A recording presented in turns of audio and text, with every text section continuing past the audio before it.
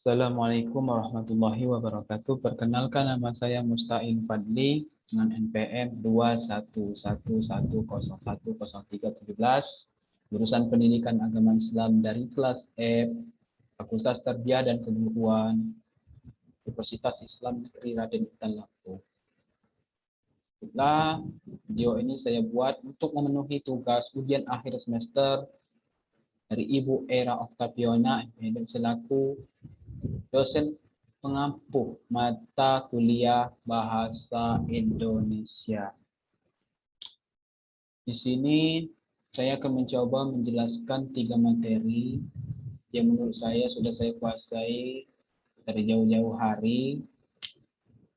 3 materi tersebut ialah paragraf, pilihan kata, dan penulisan karangan. Yang pertama adalah paragraf. Paragraf atau alani yang merupakan kalimat yang saling berhubungan dan membentuk satu kesatuan pokok pembahasan. Tujuannya satu, memudahkan pengertian atau pemahaman dengan menceritakan suatu tema dengan tema yang lain. Yang kedua adalah memisahkan dan menegaskan perhentian secara wajar dan formal untuk memungkinkan kita berhenti lebih lama sehingga memungkinkan konsentrasi terhadap tema paragraf lebih terarah. Selanjutnya, syarat paragraf. Yang pertama adalah kesatuan.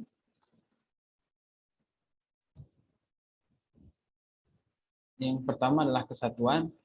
Penyimpangan terhadap gagasan utama akan mengakibatkan unsur-unsur kesatuan kalimat yang terganggu dan dapat menyulitkan pembaca untuk memahaminya. Nah, yang kedua adalah koherensi.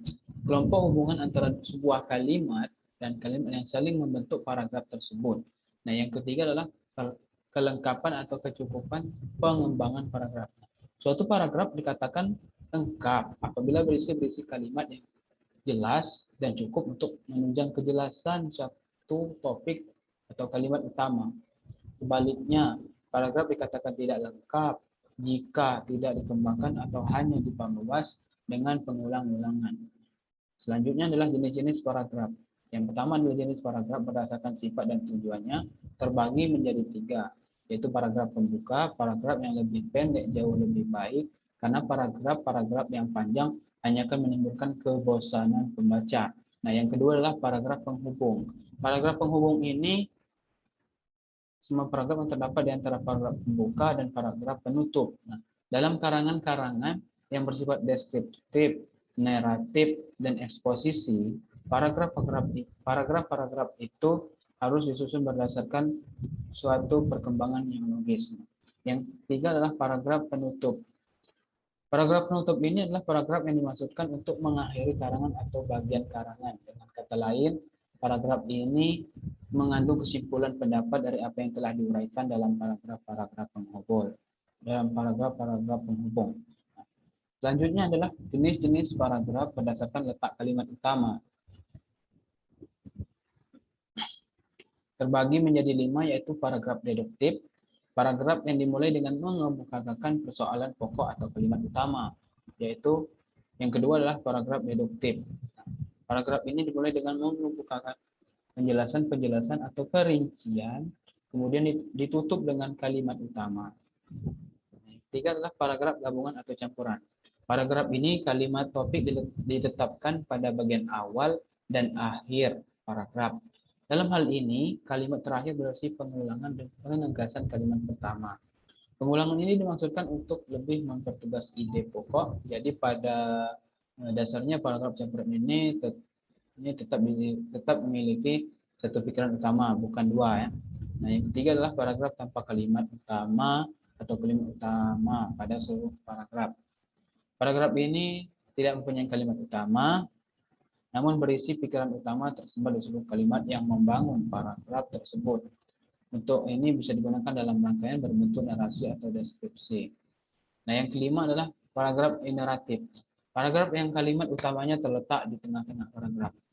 Selanjutnya adalah paragraf berdasarkan bentuk unik tulisan atau sifat isinya. Nah,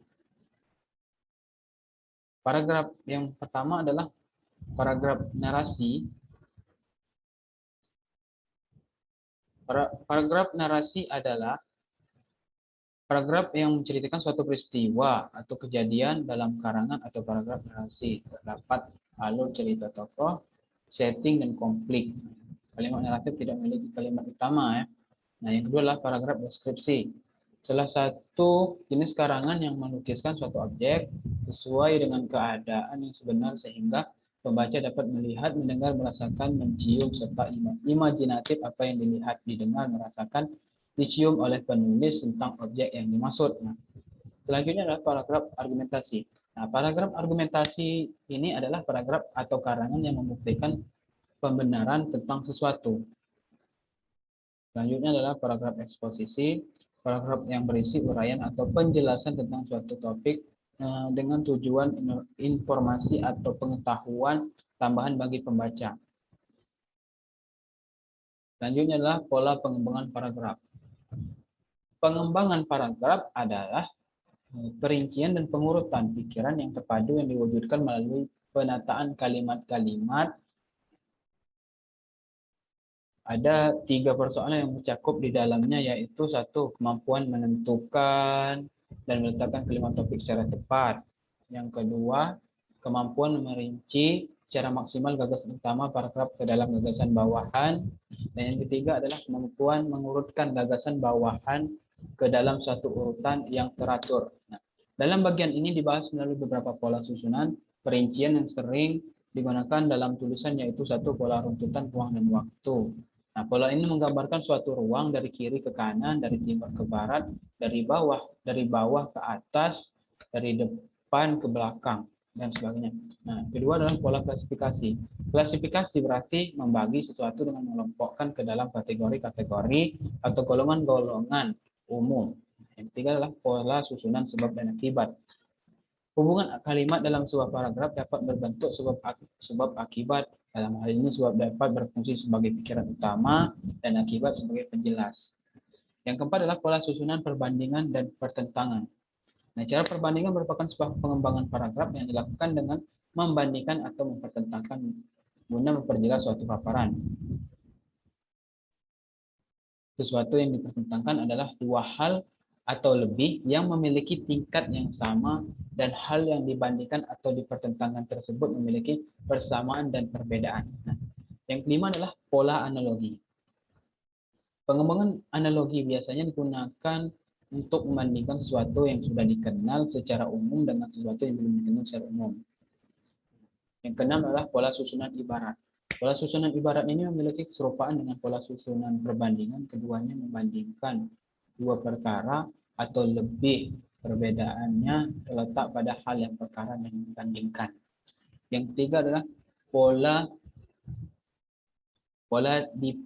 definisi luas.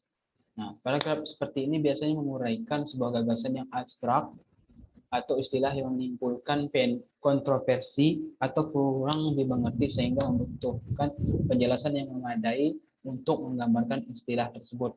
Yang kedelapan adalah pola contoh ilustrasi. Agar membaca menjadi jelas diperluaskan ilustrasi konkret.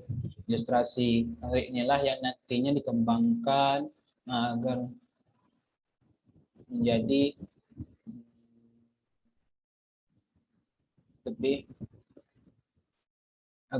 bisa dikembangkan. 9 ya, pola klimaks dan anti klimaks. Nah, pembuatan paragraf dengan pola klimaks dilakukan dengan menampilkan gagasan utama dari persoalan yang paling rendah kedudukannya, lalu perlahan-lahan ke gagasan yang lebih tinggi dan paling tinggi kedudukannya. Sementara itu, pengembangan anti klimaks merupakan kebalikan dari klimaks, yaitu dengan memulai dari suatu gagasan tema yang dianggap paling tinggi kedudukannya, kemudian perlahan-lahan menurun melalui gagasan yang lebih rendah hingga yang paling rendah. Nah, oke, sekarang materi yang kedua itu pilihan kata. Pilihan kata adalah diksi adalah ungkapan yang menyebutkan pilihan kata adalah cerminan seseorang. Sedangkan menurut Anton, diksi pilihan kata merupakan suatu unsur yang sangat penting baik dalam dunia karangan, atau maupun dalam dunia tutur setiap hari. Oleh karena itu, bahasa memiliki 2 aspek, yaitu aspek bentuk dan aspek makna. Nah, aspek bentuk mengacu pada wujud visual dari bahasa itu, sedangkan aspek makna mengacu pada pengertian yang ditimbulkan oleh bentuk bahasa itu sendiri. Itulah menyebabnya banyak kata yang terdapat dalam kamus seperti semenjana, senyampang, atau terhablur mungkin tidak dikenal oleh masyarakat umum. Nah, berikut ini penjelasan mengenai syarat pilihan kata itu sebagai berikut. Terdapat 3 syarat dalam pilihan kata, yakni tepat, benar, dan lazim. Tepat, yang dimaksud dengan tepat adalah bahwa kata itu dapat mengungkapkan gagasan secara cermat. Nah, yang kedua adalah benar. Yang dimaksud dengan benar adalah bahwa kata itu sesuai dengan kaidah bahasaan. Nah, yang ketiga adalah lazim. Nah, yang dimaksud dengan lazim adalah bahwa kata yang dipakai adalah dalam bentuk yang sudah dibiasakan dan bukan merupakan bentuk yang dibuat-buat. Yang selanjutnya adalah kesesuaian pilihan kata. Nah, kesesuaian pilihan kata berkaitan dengan pertimbangan pengungkapan gagasan atau ide dengan memperhatikan situasi bicara dan kondisi pendengar atau pembaca. Dalam pembicaraan yang bersifat resmi atau formal, kita harus menggunakan kata-kata yang baku.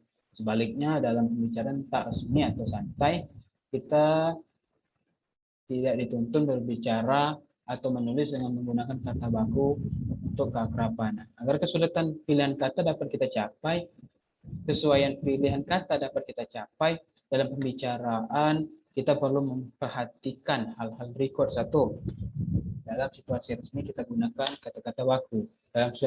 Dalam situasi umum kita gunakan kata-kata umum, dan dalam situasi khusus kita gunakan kata-kata khusus. Selanjutnya adalah makna tersurat dan tersirat. Kata dalam makna tersurat adalah kata yang dalam makna yang wajar sebenarnya, yaitu sesuai dengan makna yang disandangnya tanpa tambahan makna. Sementara itu kata dalam makna tersirat adalah kata yang mempunyai sejumlah pertalian pikiran yang dapat menimbulkan arti lain dengan berbagai nilai rasa. Contoh kata dengan makna tersurat adalah ayah sedang membaca buku di kamar, kepala anak itu terbentur di pintu rumah, situasi Surabaya telah dinyatakan aman. Nah, yang contoh kata dengan makna tersirat yaitu setelah matahari terbenam, Rosida berdinas di warung kopi kesukaannya. Nah, yang kedua adalah anak tunggalnya sedang terbentur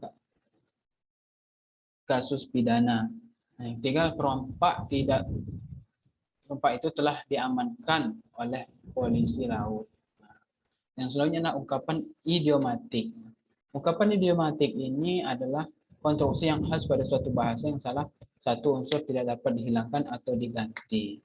Ungkapan yang bersikap idiomatik terdiri atas 2 atau 3 kata yang dapat memperkuat pilihan kata atau diksi di dalam tulisan.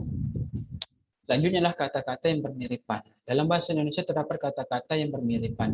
Nah, kata-kata bukanlah kata yang memiliki makna yang sama atau sinonim, tetapi kata-kata ini mirip baik dari segi bentuk maupun dari segi makna. Nah, kata-kata yang bermiripan tersebut adalah sebagai berikut. Satu, sesuatu dan suatu. Kata sesuatu dan suatu harusnya digunakan secara tepat. Kata sesuatu tidak diikuti benda, sedangkan kata suatu harus diikuti kata benda. Contoh, ia sedang mencari sesuatu di ruang ini. Sesuatu. Nah, B yang kedua contoh, pada suatu hari kakak, saya datang dengan wajah berseri-seri. Pada suatu. Yang kedua adalah tiap-tiap masing-masing sama halnya dengan kata sesuatu. Nah, kata-kata tiap harus diikuti oleh kata-kata benda, sedangkan kata masing-masing tidak boleh diikuti oleh kata benda. Contohnya, tiap-tiap kelas terdiri atas 20 orang peserta. Setiap orang dewasa seharusnya memiliki prinsip masing-masing. Nah, yang ketiga adalah pukul dan jam. Penggunaan kata pukul dan jam harusnya dilakukan secara tepat. Kata pukul digunakan untuk menunjukkan waktu, sedangkan kata jam untuk menunjukkan jangka waktu atau durasi waktu. Selanjutnya kata umum dan khusus. Nah, dalam hal ini kata yang acuannya lebih luas disebut kata umum seperti ikan, sedangkan kata acuannya yang lebih khusus itu disebut kata khusus seperti gurame, melele, kemas.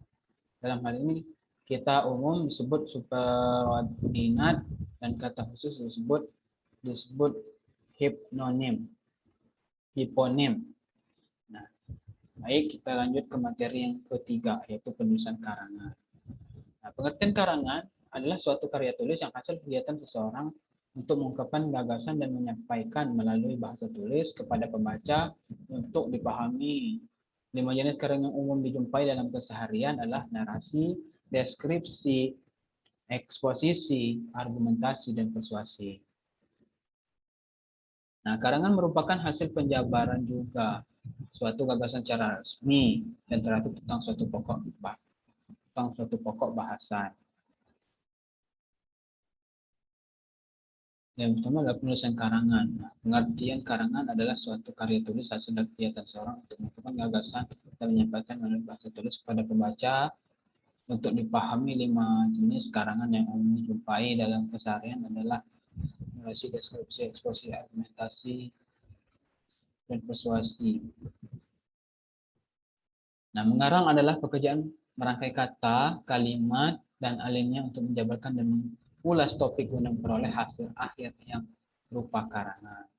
Menurut pendapat Widya Martaya dan Sudiati, nah, mengarang adalah keseluruhan rangkaian kegiatan seseorang untuk mengungkapkan gagasan dan penyampaian melalui bahasa tertulis pada pembaca. Ini adalah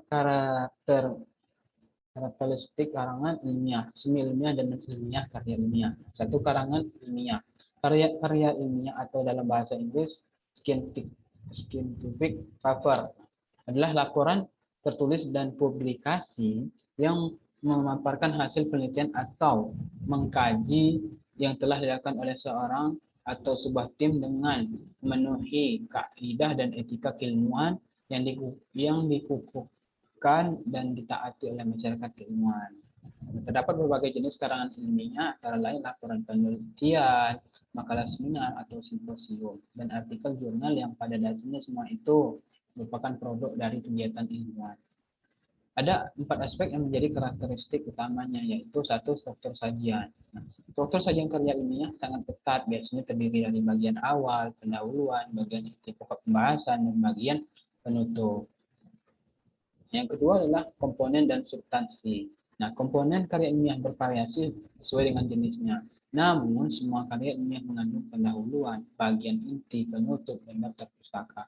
Artikel ilmiah yang dimuat dalam jurnal mempersyaratkan adanya abstrak. Nah, yang selanjutnya adalah sikap penulis dalam karya ilmiah. Nah, sikap penulis dalam karya ilmiah adalah objektif yang disampaikan dengan menggunakan gaya bahasa impersonal dan dengan banyak menggunakan bentuk pasif tanpa menggunakan kata ganti orang pertama atau kedua. Nah, yang selanjutnya adalah penggunaan bahasa. Nah, penggunaan bahasa yang digunakan dalam karya ilmiah adalah bahasa baku yang tercermin dari pilihan kata, istilah, dan kalimat-kalimat yang efektif dengan struktur yang baku. Nah, yang selanjutnya adalah jenis-jenis karya ilmiah. Yang pertama adalah resensi. Dalam kamus besar, resensi diartikan pertimbangan atau pembicaraan tentang buku yang sebenarnya. Jadi secara sederhana, tindakan meresensi dapat diartikan kegiatan yang memberikan penilaian atau mengungkapkan kembali isi buku, membahas atau mengkritik suatu buku. Nah, yang selanjutnya adalah manfaat membuat resensi. Dari sisi honor, penulis artikel opini menyediakan cetak dipastikan hanya mendapatkan satu honor. Keuntungan kedua dari sisi intelektual. Keuntungan ketiga adalah keuntungan sosial. Nah, selanjutnya adalah sinopsis. Sinopsis merupakan ringkasan dari sebuah novel yang gambaran isi suatu cerita garis besarnya. Nah, ciri-ciri sinopsis adalah alur cerita atau jalan ceritanya disusun secara berurutan atau kronologis dan tepat. Nah, yang kedua adalah bahasa yang digunakan hendaknya menggunakan jenis persuasif atau berupa ajakan dan membujuk agar calon pembaca tertarik membaca. Nah, yang ketiga adalah terdapat suatu ajaran atau motivasi bagi para pembaca. Nah, yang keempat adalah menampilkan konflik secara singkat dan menarik. Nah, yang kelima membuat penasaran bagi calon pembacanya. Selanjutnya fungsi sinopsis. Nah, satu, memberikan sebuah gambaran ringkas dan singkat tentang isi cerita atau naskah. Nah, yang kedua adalah memberikan gambaran yang jelas secara sederhana mengenai urutan atau kronologi ceritanya. Nah, yang ketiga sebagai prolog atau epilog dari suatu naskah yang akan dipentaskan. Keempat adalah sebagai draft, pedoman bagi pemain atau pemerannya untuk melakukan improvisasi. Nah, selanjutnya cara membuat sinopsis. Membuat naskah aslinya untuk mengetahui perasaan terpenting penulis secara umum. Catat gagasan pokok atau menggarisbawahi gagasan utama yang terpenting. Juga tuliskan ringkasan yang sesuai dengan gagasan utama yang ditemukan sesuai dengan langkah kedua. Yang keempat, menggunakan kalimat yang jelas, mudah dipahami, efektif, dan menarik untuk membuat rangkaian cerita singkat yang bisa menggambarkan apa yang akan diceritakan dalam karangan aslinya. Nah, yang selanjutnya adalah untuk menulis dialog atau menolong tokoh cukup secara garis besarnya saja. Nah, yang keenam adalah sinopsis yang dibuat tidak boleh menyimpang dari isi secara keseluruhannya. Selanjutnya adalah jurnal. Jurnal dapat diartikan sebagai kutipan dari sebuah laporan ilmiah yang disusun guna memberikan kontribusi terhadap suatu penerapan ilmu yang diterbitkan secara berkala. Nah, karakteristik jurnal ilmiah umumnya jurnal ilmiah memiliki aspek perkembangan ilmu, nah, bukan artikel ilmu biasa. Seleksi pun cenderung sangat ketat, apalagi jurnal internasional. Ya.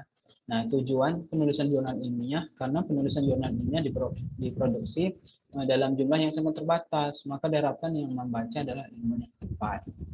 Yang selanjutnya adalah makalah. Nah, makalah merupakan karya tulis yang berisi tentang satu pokok yang dimaksud dibacakan kepada khalayak umum sebagai laporan hasil pelaksanaan tugas sekolah atau perguruan tinggi. Selanjutnya adalah skripsi. Nah, skripsi adalah karya tulis ilmiah yang dibuat untuk menyelesaikan studi tingkat sarjana S1. Selanjutnya adalah tesis. Adalah karya ilmiah yang ditulis mahasiswa program magister berdasarkan hasil-hasil penelitian yang memenuhi syarat-syarat ilmiah. Nah, disertai. Ya. Nah, ini adalah disertai. Disertai adalah karya ilmiah yang ditulis oleh mahasiswa calon dokter. Nah, yang keempat adalah artikel ilmiah, populer karya ilmiah. Populer merupakan suatu karya ilmiah yang paling menarik untuk sarana komunikasi antara ilmu dan masyarakat atau orang awam. Nah, yang selanjutnya adalah artikel ilmiah. Nah, artikel ilmiah biasanya ditulis secara khusus, bisa pula ditulis berdasarkan hasil penelitian semisal skripsi, tesis yang disertai atau penelitian lainnya dalam bentuk lebih praktis.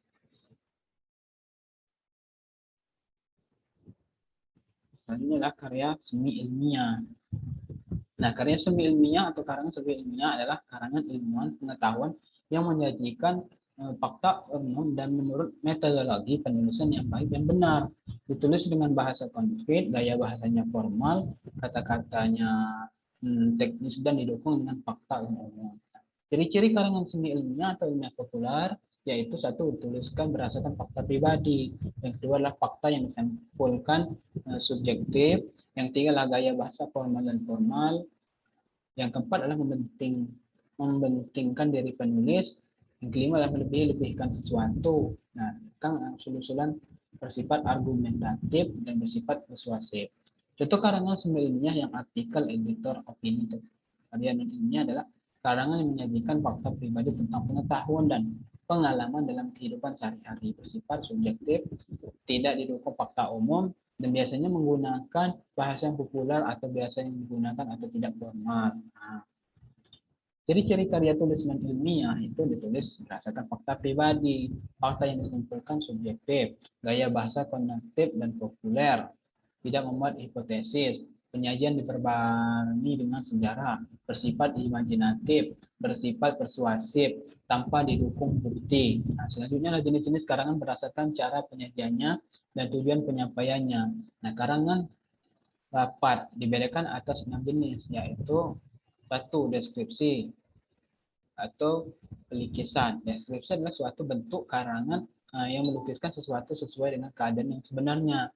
Yang kedua adalah narasi. Nah, pengisahan teks narasi adalah karangan cerita yang menyajikan kerangkaian peristiwa kejadian disusun secara kronologis sesuai dengan urutan waktunya. Nah, yang ketiga adalah eksposisi atau pemaparan. Nah, teks eksposisi ini merupakan paragraf atau karangan yang terkandung sejumlah informasi dan pengetahuan yang disajikan secara singkat, padat, dan akurat. Tujuannya agar penulis teks eksposisi memberikan agar bisa memberikan informasi supaya menjadi jelas demi bertambahnya wawasan informasi bagi pembaca tersebut. Yang keempat adalah argumentasi atau pembahasannya. Nah, paragraf argumentasi ini adalah paragraf yang berisi pendapat disertai dengan data dan fakta sebagai alasan atau bukti nyatanya. Ya, selanjutnya perbedaan karya ilmiah dan karya non ilmiah dan karya seni ilmiah. Nah, dalam karangan ilmiah digunakan bahasa yang khusus dalam bidang tertentu. Dalam karangan seni ilmiah, bahasa yang terlalu teknis tersebut dapat mungkin dihindari. Nah, dengan kata lain, karangan seni ilmiah lebih mengutamakan pemakaian istilah-istilah umum daripada istilah-istilah khusus. Jika diperhatikan dari segi sistematik penulis, karangan ilmiah menaati kaidah konvensi penulisan dengan kodifikasi secara ketat dan sistematis. Sedangkan karangan seni ilmiah agak longgar meskipun tetap sistematis. Nah, dari segi bentuk, karangan ilmiah memiliki pendahuluan atau preliminaris yang tidak selalu terdapat pada karangan seni ilmiah. Selanjutnya adalah tahap penulisan karangan.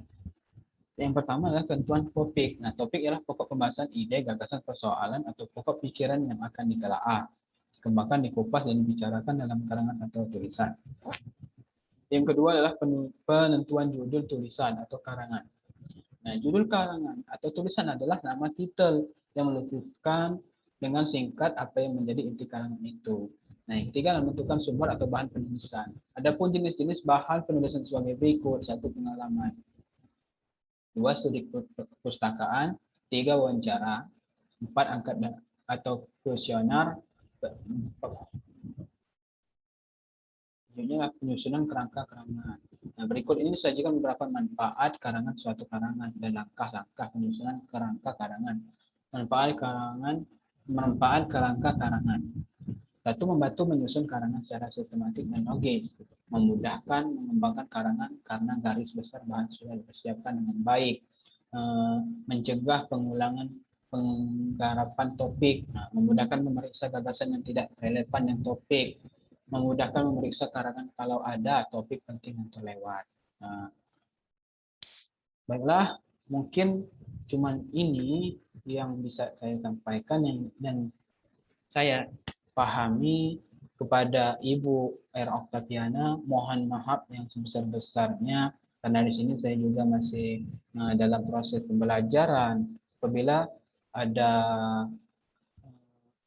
mungkin dari video ini banyak sekali kekurangan, saya mohon kepada Ibu untuk bisa menyampaikan kesalahan saya atau kekurangan saya tersebut. Baiklah, saya akhiri. Wassalamualaikum warahmatullahi wabarakatuh.